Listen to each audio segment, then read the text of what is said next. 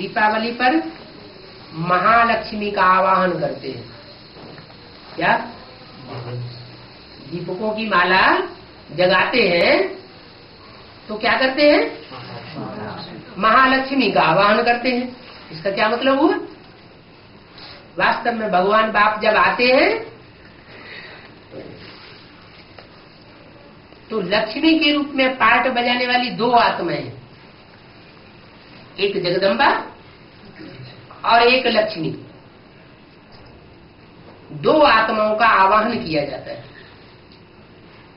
उन दोनों का जब आवाहन किया जाता है तो पहले पहले घर की सफाई की जाती है। क्या? बरसात होती है ना, बरसात के बाद होती है दीपावली, होती है कि नहीं? होती है। तो ये हमारी है ज्ञान बरसात संगम युग में। संगम युग में भगवान बाप जब आते हैं तो ज्ञान की बरसात बरसाते हैं। ये ज्ञान वर्षा होती है।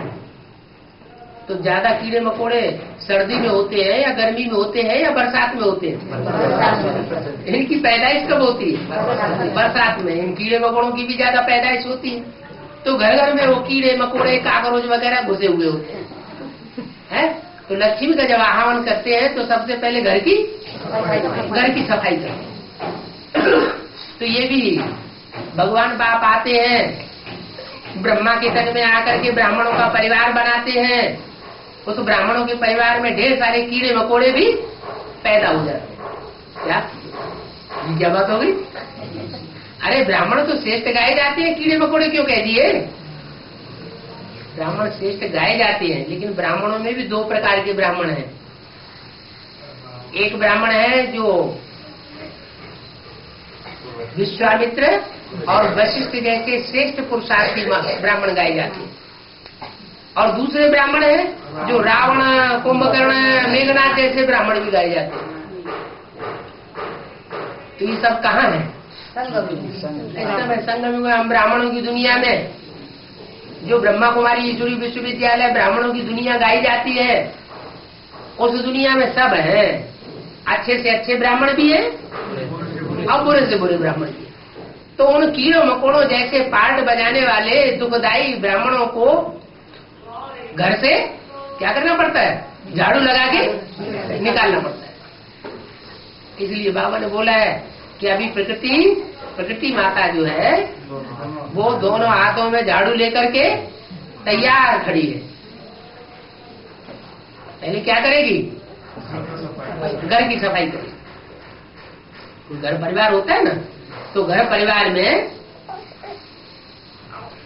ज्यादा काम कौन करता है? सफाई कर माता करती है। तो यहाँ भी ब्राह्मणों की दुनिया में कोई माता है जो ब्राह्मणों की माँ बन करके संसार में प्रत्यक्ष होती है। जगदम्बा, सारे जगत की अम्बा, वो ब्राह्मणों के परिवार में ये कार्य करती है। अच्छा, जब सफाई का काम किया जाता है तो अच्छे अच्छे कपड़े पहन के किया जाता है नहीं या काले कपड़े पहन के किया जाता है? गंदे संदे काले कपड़े पहने जाते हैं ना। तो जगदम्बा भी महाकाली बनती है। क्या? जगदम्बा कौन सा रूप धारण करती है? उन कीड़े मकोड़ों को सफाई करने के लिए महाकाली का रूप धारण करती है।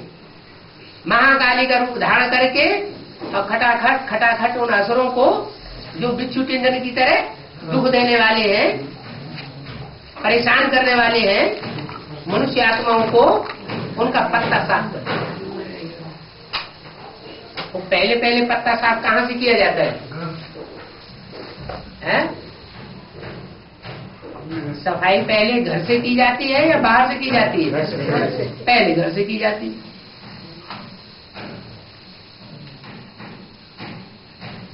किला होता है ना, तो किले के दो परकोटे होते हैं।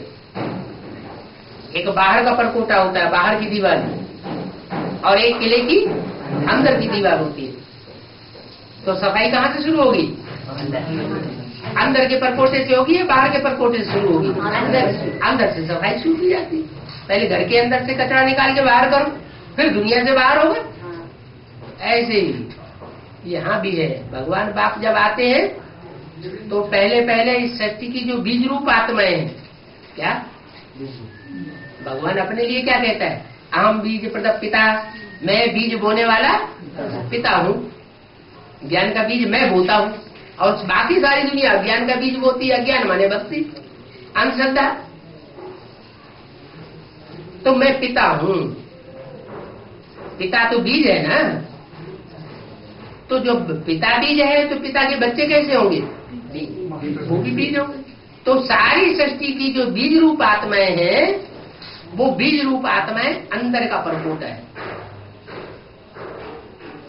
इस अंदर के परकोटे में जो ऐसे ऐसे बीज हैं जो बहुत दुखदाई है, दूसरे दूसरे धर्म के बीज आकर के इकट्ठे हुए पड़े हैं, उन सब का पत्ता साफ होता है। जो नई दुनिया आएगी सतयुग में, उसमें सिर्फ कौन से वंश के लोग होंगे? सूर्यवंशी और चंद्रवंशी। दूसरे सब भाग जाएंगे, या उनका पत्ता साफ किया जाएगा। जैसे दिखाते हैं कि महाकाली ने सब असुरों को काटा और शंकर जी चुपचाप पड़े रहे। क्या भगवान के तो सब बच्चे हैं, असुर भी बच्चे हैं और देवता भी बच्चे हैं। एक देवता शंकर ही ऐसा है जो असुरों को भी वरदान देता है और देवताओं को भी वरदान देता है।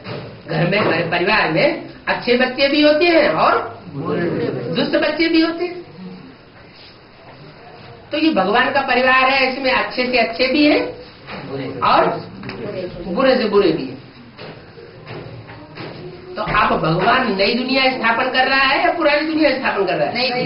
नई दुनिया स्थापन कर रहा है। तो नई दुनिया में अच्छे ही अच्छे होने चाहिए कि बुरे भी होने चाहिए?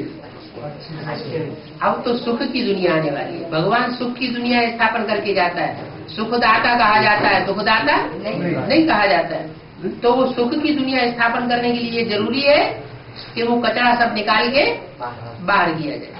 अभी भगवान बाप आया हुआ है, वो माता के द्वारा सारा कचरा घर का सफाई करवाई देगा। कचरा साफ होगा तो शुद्ध श्रेष्ठ आत्मा, अच्छी चीजें, अच्छे व्यक्ति घर में रह जाएंगे और उन अच्छों के द्वारा फिर पालना शुरू होती है। तो बताया पहले पहले दीपक कौन सा जलाया जाता है? धर्मराज। माने 500 करोड़ मनुष्य आत्माएं हैं, सब अज्ञान निद्रा में सोई पड़ी हैं। उन सोई पड़ी हुई आत्माओं में सबसे पहले ज्ञान का दीपक किसका जलता है? धर्मराज का। वो धर्मराज कोई और दूसरा नहीं है। जो रामकृष्ण की आत्माएं हैं वही धर्मराज के रूप में संसार में प्रत्यक्ष होती है। जो युद्ध में आदि से लेकर के अंत तक स्थिर रहती है, युद्ध में स्थिर रहती है, इसलिए उनका नाम पड़ा है युद्ध में स्थिर रहने वाले युधिष्ठिर।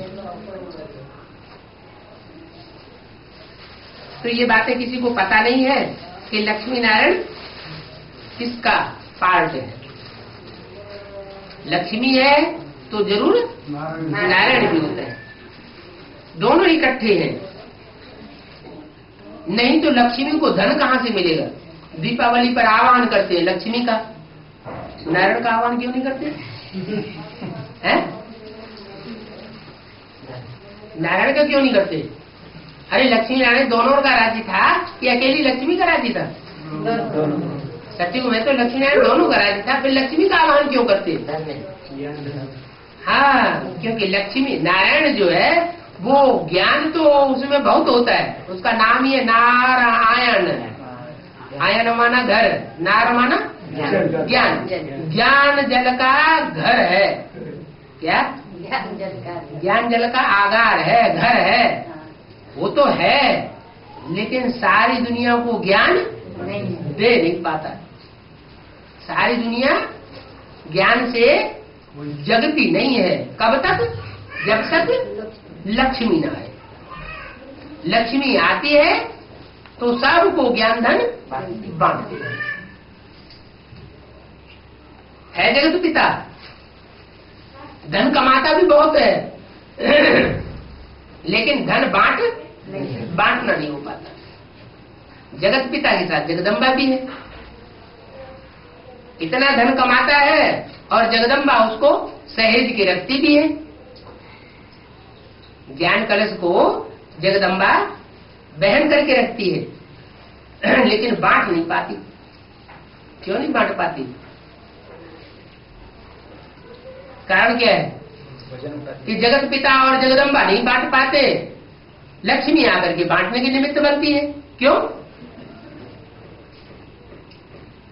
बोलो भाई। धारण करती है, धारण करती है। हाँ, क्योंकि उसमें धारणा शक्ति ज्यादा है। जो जितना ही अपवित्र होता है जन्म जन्मांतर का, उसमें धारणा शक्ति कम रह जाती है।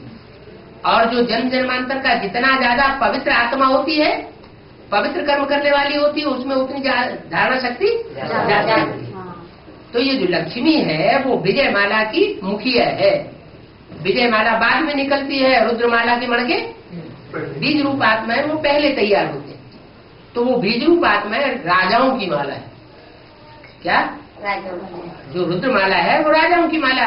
उस रुद्रमाला में जो सबसे ऊपर के मणके हैं वो है जगत पिता और जगदम्बा। वो जन्म जन्मांतर के बनने वाले राजा हैं।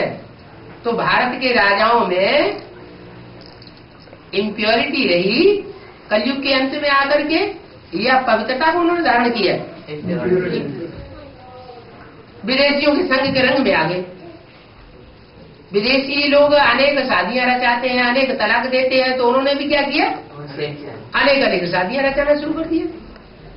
तो उनमें अनेक जन्म की इम्प्योरिटी भरी हुई है रुद्रमाला की मणकों में।